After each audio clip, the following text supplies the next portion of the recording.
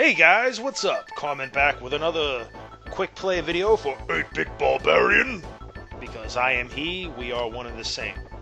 So last night I was playing Killer Instinct, and while I was doing the Killer Instinct quick play video, I made mention of Street Fighter and its 1 billion fucking iterations and installments we've gotten of it over the last 20 years. So I figured, why not go back to where it all started, on the console, with regular old, plain ordinary vanilla Street Fighter II: The World Warring for the Super Nintendo Entertainment System. And I think since it's been a few years since I last played, surprise, I'm going to go with Mr. Tried and True, Old Faithful, Ken. Now, when I say Old Faithful, when I say Tried and True, I mean, regardless of how long it's been since you last played a Street Fighter game, you can pretty much go in, select either Ken or Ryu, however you guys want to fucking pronounce it, and pretty much you can choose either one of those two fireball slinging, dragon punch throwing, hurricane kicking motherfuckers, and pretty much have an easy go of it. And there's nothing wrong with that. I like both of those characters. They're great characters. They're fucking iconic and recognizable with the series, so no issues there. First thing I can tell you right off though, this game is as slow as sloth balls dipped in fucking molasses. I'm sorry for leaving you with that mental image, but it's the truth. I mean, it's an early game. It's for the Super Nintendo, so the tech is, is what it is, but as you can see, there's some lag on the screen. This isn't the, this isn't the software. This isn't, anything. This doesn't have anything to do with anything other than the fact that the Super Nintendo and the game itself are having a fucking conniption fit. And unless you grew up in the 80s and 90s and what I like to call the golden age of gaming, you really don't know that the struggle was real back then and the fucking struggle is real now. If there's too much going down on that screen at the same time, it's going to start to have some lagging issues. And that's what I grew up with. That's what anybody from, my generation had to grow up with. The struggle was real. We didn't have any shit, we didn't have anything back then that was like running 60 frames per second. I don't even think that I don't think 60 frames per second was even fucking feasible to our primitive little imaginations back then. But anyway, be that as it may, as slow and as clunky as this game feels when compared to some of the, newer installments, it's still lots of fun to play. I mean, this game, it has a lot of sentimental value to me. It's very nostalgic for me, because I'm a sentimental motherfucker and shit. What can I do? What can I say? It's just how I am. And I can say playing this now after having recently played the Street Fighter Alpha series, and I downloaded it, through via PSN on my Vita, which I fucking love my Vita, by the way.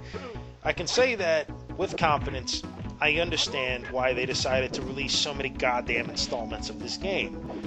As time goes on, people wanted faster, more fluid gameplay, and you got that pretty much almost with every installment. It wasn't just adding new characters to the roster or adding new colors, to the costumes that you could choose, on your characters, but it also had to do with refining the gameplay. And I will say that that's what they attempted to do, and most cases did succeed in with every installment of Street Fighter. But even still, I like going back and playing just the original, for as slow and clunky as it is, because this was the game that really defined me, defined who I was as a gamer. Even though I grew up, I was born in '83, and I grew up playing, Atari and the Nintendo Gray Box and what have you. Street Fighter was the first game to which I really became hopelessly addicted. It was the game upon which I actually really cut my teeth as a gamer and as a fighting game enthusiast. $10 a week I used to get for allowance back then, and I'm like, you're thinking, oh, motherfucker got $10 a week. Let me tell you, man, I'm from Philadelphia, just in case you couldn't tell with the accent, in case any of you are wondering. I grew up in a lot of rough and tumble neighborhoods, so, if you were actually making $10 a week allowance as a kid, you were doing pretty well for yourself. Basically, I used to blow my allowance every day after, either every day after school or every weekend, or whenever I had the opportunity, go up to the local corner store, gas station, stop and rob, whatever you want to call them, cash in my $10 a week allowance, get that shit in quarters, and start pumping it into the arcade cabinet there, and I'd be there for hours. So yeah, this game really has you know, it brings back a lot of fond memories for me. And of course, having an SNES and my parents having this brilliant idea of getting me my own television for my bedroom back in those days, which, let me tell you, in theory, it sounded good to them. It meant that I had my own TV, I could play my games in my own room and stop hogging the fucking TV in the living room.